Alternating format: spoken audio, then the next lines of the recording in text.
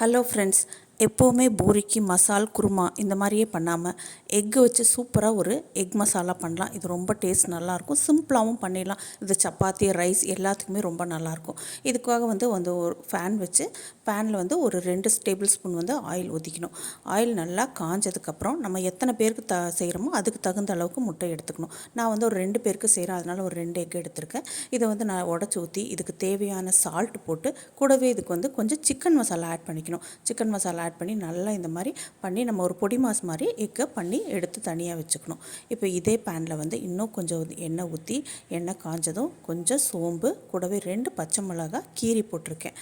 கூட கருவேப்பிலை போட்டு எண்ணெயிலே நல்லா பொரிஞ்சதுக்கப்புறம் ஒரு பெரிய சைஸில் இருக்க வெங்காயம் நான் பொடியாக கட் பண்ணி வச்சுருக்கேன், பெரிய வெங்காயம். அதையும் ஆட் பண்ணி அதுக்கு கூடவே அதுக்கு தேவையான சால்ட்டு போட்டு நல்லா எண்ணெயிலே ஃப்ரை பண்ணுவோம். இப்போ ஒரு அரை ஸ்பூன் அளவுக்கு இஞ்சி பூண்டு பேஸ்ட்டு போட்டு அதனோட பச்சை வாசம் போனதுக்கப்புறம் இதுக்கு வேண்டிய மசாலாலாம் ஆட் பண்ணிக்கணும். நான் 1 ஸ்பூன் மிளகாத்தூள், 1 ஸ்பூன் மல்லித்தூள், ஒரு அரை ஸ்பூன் கரம் மசாலா, கூடவே கொஞ்சம் மஞ்சத்தூள் எல்லாம் ஆட் பண்ணி நல்லா எண்ணெயிலே ஃப்ரை ஆனதுக்கப்புறம் ஒரு மீடியம் சைஸில் இருக்க தக்காளி நான் நல்லா மிக்சியில் அரைச்சி வச்சுருக்கேன்.